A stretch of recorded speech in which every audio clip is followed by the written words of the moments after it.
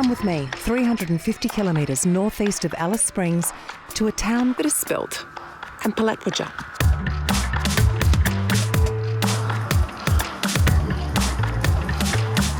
You know when we do the welcome to countries, Yep.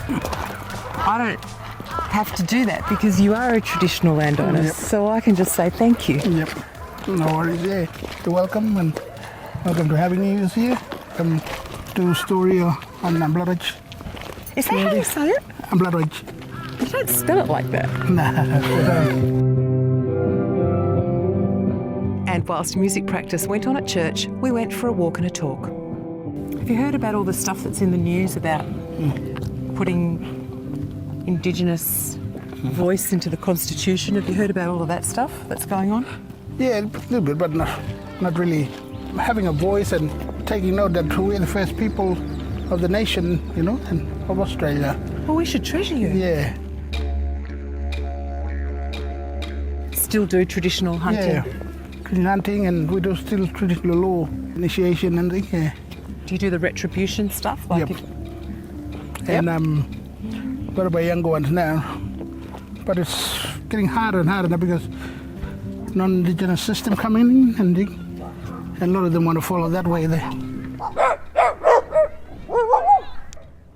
How do you run tribal law next to Westminster system? Yeah. Through the Land Council, Yeah. at a certain time of the year we try to block ourselves out from the outside world and just keep in with our system, you know, the tribal way. Yeah. Like Ramadan. Yeah, like that sort of thing, yeah.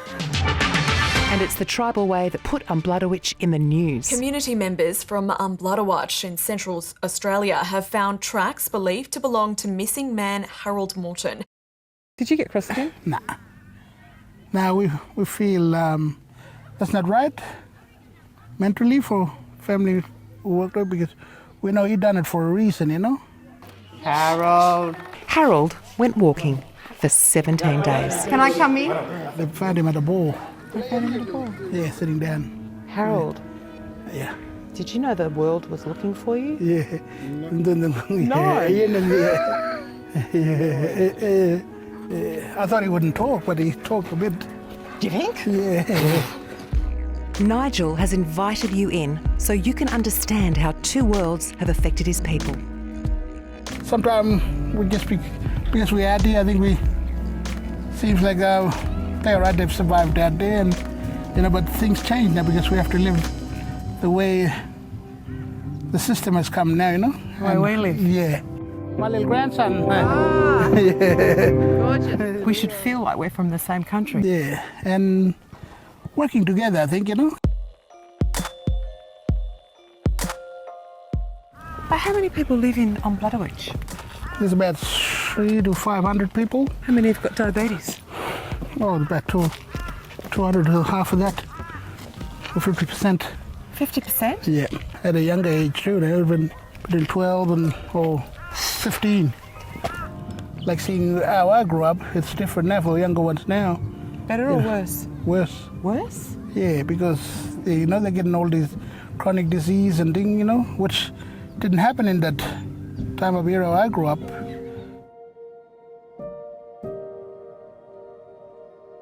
My son had a heart problem. He passed away. Did he? Yeah, my biggest son, How old was he? 25, I think, last year. Oh, Douglas. Yeah. That's why I got to be careful for my health too, you know, for my diabetes. Why are First Australians just so prone to developing type 2 diabetes at these rates? The concept is that the genetics of people who have been lacking in food or hunter-gatherers are very, very good metabolizers. And what that means is if they're put in an environment where there is food and perhaps less exercise than they used to having, they cause a metabolic catastrophe. All the people that say they'll bring it on themselves because they just drink this? Well, it's good to blame the victim. I think it makes everyone feel comfortable, but the truth is this is a nasty, malignant form of diabetes that many of these people are prone to get and probably will get regardless.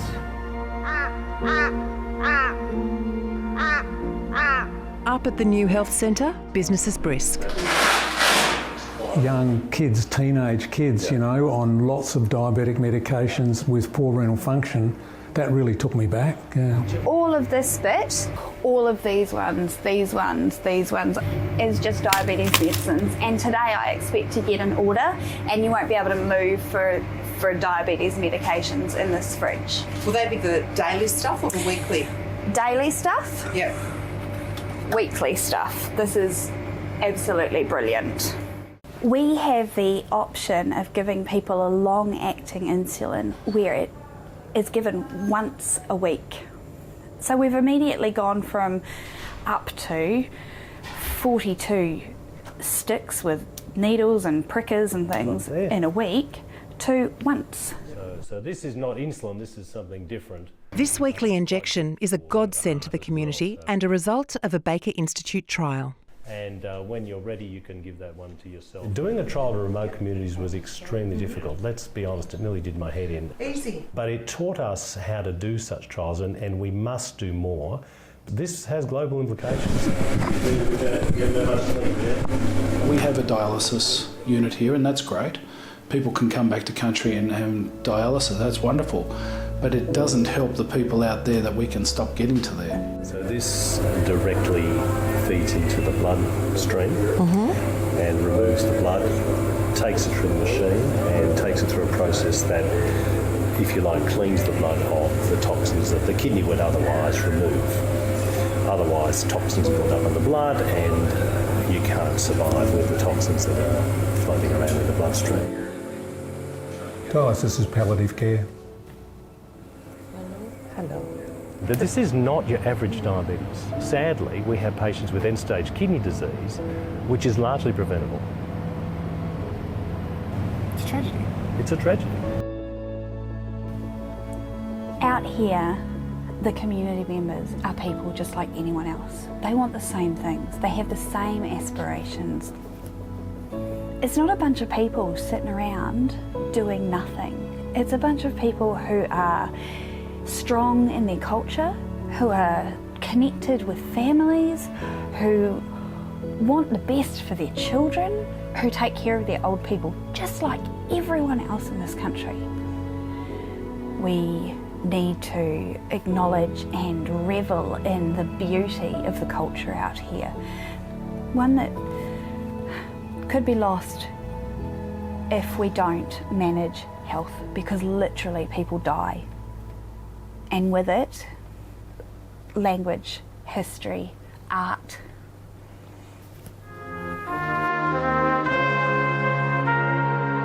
At the prestigious Hadley's Art Prize in Hobart, Betty Paula Morton is about to win an award for this painting, My Country and Bush Medicine. Tell me about Hobart. You went to Mona? Yeah, cold. Cold. Yeah. So anybody can paint, anybody who wants to come down that are in the community or the surrounding outstations, they can come down here and take any of the facilities and then they bring it back. Long one. And then my job is to do the marketing and promotion of that. The work then sells and the artists then receive the return from their sales. A great percentage, so the other percentage then goes back to running the business in a remote community, which is hideously expensive. I'll make a painting. Oh yeah, I want to see the painting. Yeah. The materials are of all, museum quality, so they get the best. And we go through a lot. Daughter or granddaughter? Daughter. Yeah, your grandson. Do you want to show me around? He's asleep. He's asleep. My son. Your son. My daughter live here. Your daughter lives there and you live there. Yeah. My family. That's your family? Look. And the money that you get from painting, do you look after your family? Yeah. Does it help? Yeah. Make me happy. With medicine from my countryside. Can you tell me what they paint? It's not Dreamtime. Why not? They just decided that their stories are too sacred, and that's what I think really gives them the leading edge, that they paint these bright, beautiful images of landscape and bush medicine. Bush medicine up at the health centre has its limitations. They go out and pick medicine, and there's drinkable medicine and there's rubbing medicine and there's that. When you're talking about half our community of being 500 and 250 of them are diabetics, it should give you an indication of what kind of things we're dealing with. We lack the funding to be able to do our job correctly. There's a misunderstanding about what causes this condition, and I think with type 2 diabetes in general, there is a feeling that people cause their own disease. There's certainly a lifestyle component to diabetes. There's eating too much, being overweight, not exercising enough. We understand that cancer has a component of lifestyle, obesity, alcohol, smoking. Now, we don't blame cancer victims for their condition. There is certainly this component to it, but there's definitely a strong genetic and probably an epigenetic component to this condition. So we've seen it in American Indian populations. We've seen it in Pacific Islanders classically. There's a lot of Asian populations that are very prone. So this is not unique, but this is probably the extreme end of that equation. As I've told you, we've seen this down to children as young as 7. I think if people really knew that for some situations here, people who even eat well, who exercise and do everything well, that they're still going to get a disease that causes morbidity and mortality. I think people would be very concerned and very upset. I think it would motivate people to understand and to help and to realise we need to do things differently. Because there are some wonderful new treatments that we have that not only are good at lowering glucose, but they protect the heart and kidney. Now, that's one of the agents that we used in this particular study, and that I think we can make a massive difference here if we just can roll this out in a way that's acceptable to remote communities. What treatment do you have for your diabetes? I take tablets and that special insulin, I think. Oh, yeah? The big one, I think. The big one? Yeah, I take them every 1 week, I think. Every Friday. Yeah. Does that make it easier? Yeah, it makes me better, right, I think. It's better, I think. The one we had before. This is an era in diabetes management that is unparalleled. So I really do think there's enormous hope here. But we do have to get on with it. We have to do this urgently. If we're waiting another 10 years or 20 years before we do something, then there's a chance that we lose a lot of people along the way, and that's, again, tragic. And so whilst Australia struggles with the health of her own backyard, the world revels in her riches. It's going to Canada. Canada. Yeah. But where haven't they gone? I think North Korea. Look at that. Sold.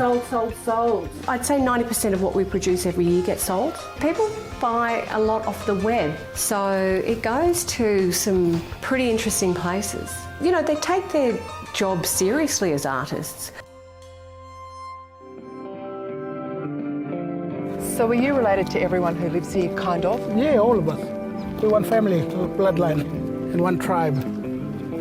One tribe lives here, that's all. And is it a happy place? Yeah, it's a happy place. We don't have the problems that other communities have, you know, alcohol and drugs. Yeah, pretty quiet community. You just got diabetes. Yeah, diabetes, the health issues. Thank you for having us on your land. You're welcome, you know. And we're doing something for our people, you know. Yeah. And do better. Everything for us. And sometimes, it's, you know, to myself, that's the only way we can be heard too, you know. And you know, and just getting our voice out there, you know. And I'll help get your voice out there. I am, unfortunately, very loud. Yeah. Very That's good. loud. All right. Can come in handy. Yeah. See you tomorrow. Yep.